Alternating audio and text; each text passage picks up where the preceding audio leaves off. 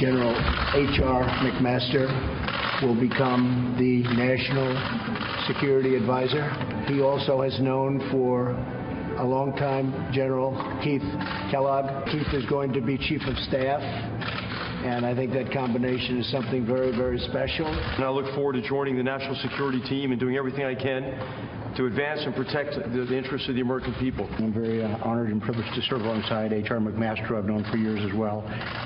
He's a great statesman and a great soldier. Thank you, sir. And so are you. Thank you very much. What a team. And there you have it, the Commander-in-Chief a short while ago announcing his new National Security Advisor and the new Chief of Staff at the National Security Council. Let's bring you up to speed on who H.R. McMaster is. He is now the Director of Army Capabilities, the Army Capabilities Integration Center, I should say, at Fort Eustis in Virginia. He led a major counterinsurgency effort at Tal Afar in Iraq as a commander in 2005. He was one of the architects of the surge policy in Iraq that is credited with turning around that conflict.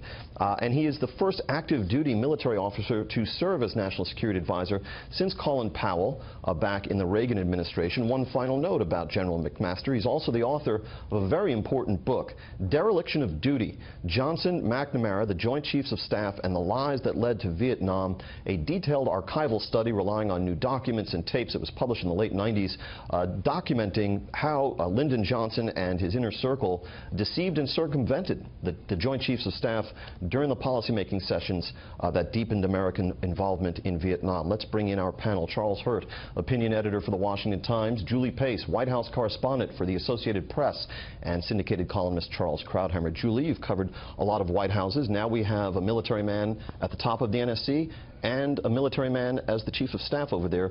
Should people be concerned about a quote-unquote militarization of the NSC? Well, it has something that has come up not just at the NSC, but also if you look at Trump's cabinet, he's quite fond of generals. At the same time, it is rare in Washington to find bipartisan support for a president's pick, and you saw that today with H.R. McMaster. You saw Democrats, Republicans who are both supportive of Trump and those who are not supportive of him coming out and praising this pick. This is a widely respected person. The hope that a lot of people who are more skeptical of Trump, the hope that they have is that he will bring some order to the NSC and that he will be a strong voice who will be able to break into what has been quite an insular group of advisors around President Trump. Charlie, if you are the State Department, let's say, and you have your butting heads, as they typically do, with the Defense Department over some key policy issue or some initiative that's being prepared, and it's going to be adjudicated by the National Security Advisor, who's supposed to be the person that collates all these views and then goes to the President, should you feel comfortable that these two generals now going to be running the National Security Council are going to give diplomats, let's say, a fair hearing in these tussles? Well, I think that, no matter who he had picked for this spot, the State Department's going to have kind of a tough slog at the White House in terms of getting diplomats to win some of those battles. I think that clearly Donald Trump prefers. He does like the military guys, without a doubt. And I think he likes the idea of having forceful people in those positions. One of the things I think is most appealing about McMaster is the fact that the book that he wrote, Dereliction of Duty, about the lies in Vietnam. There are a lot of similarities between what the problems that we had in Vietnam. It wasn't a lack of firepower. It wasn't a lack of money. It was a lack of commitment. It was a lack of vision. It was a lack of strategy. And I think that you could say that that's probably true today about our war against terror.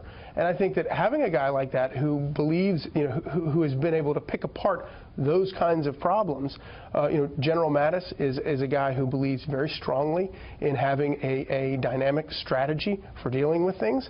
And I just think it all indicates there are a lot of good indicators there that this administration is serious about trying to come up with a real strategy for combating terrorism. Charles. I think what's encouraging about him is that the book that he wrote on Vietnam, and also he was the architect, one of the intellectual architects of the surge in Iraq. In both instances, he's going against the prevailing assumptions and worldview. The surge we all now praise in retrospect. People were very skeptical of it, even within the Bush administration. In the military, he was kind of revolutionary, and he was there. So it tells you this is a guy who will say what he thinks and promote what he wants. The other interesting element of the announcement was that the president went out of his way to praise John Bolton and to say that even though he was one of the 4 candidates, he didn't get the job. He said, we want him in some other job in the White House, and it'll be interesting to see what he gets and where he ends up. The president said we'll be talking to him. Rush Limbaugh, on his very popular radio show, had something to say about the efforts to delegitimize this president by his opponents on the left. They have a formula, they have a blueprint for destroying Republican political officials they don't like. It's not going to work on Trump. He doesn't fit that mold. Julie? Well, I mean, obviously a lot of people see in the Trump circle see the media as the opposition, and I would just say this: the media is not here to take Trump down. That might come as a disappointment to some people on the left. Some segments of the media surely are, no? But I think if you go to the briefing room on any given day at the White House, most of us are there to get facts. And the problem that we've had over the last several weeks is that and even going back into the transition, we have had a hard time getting facts. If you look at this episode with General Flynn, this was an incident where we were getting incorrect facts. It turned out that people up to the vice president were getting incorrect facts, and that was his downfall, not some effort to demonize someone that Trump had picked to serve in his White House. Let's play very quickly this extraordinary exchange between the White House Chief of Staff, Reince Priebus, and our colleague Chris Wallace from Fox News Sunday. You get about 10% coverage on the fact you did a very successful meeting with Bibi Netanyahu, the Prime Minister of the UK, the Prime Minister of Canada. We covered all of those news conferences live. Everybody did.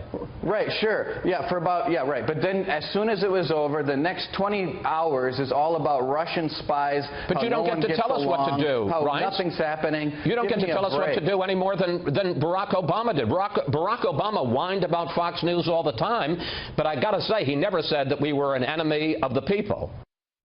Well, this correspondent might take a different view of all of that, but Charles, is it apt to compare the treatment of the news media by the Trump administration with the treatment of the news media by the Obama administration? I think it's absolutely worth noting, and of course Julie is exactly right. There are a lot of very dedicated journalists who go into the White House or wherever every day and have every intention of they're looking for facts. But there is, they may not, the majority of reporters may not be out there to take down Donald Trump. But there is an alarming percentage of reporters out there who also don't want to cover him fairly and don't want to give him the benefit of the doubt, even in cases where he deserves it. Whereas, the same people covering Barack Obama gave him the benefit of the doubt at every turn, and I think that is and I think that's what when Donald Trump talks about the fake news media and all this kind of stuff, he gets away with sort of smearing everyone with a broad brush, but there are enough bad actors out there to give him cover to make those claims.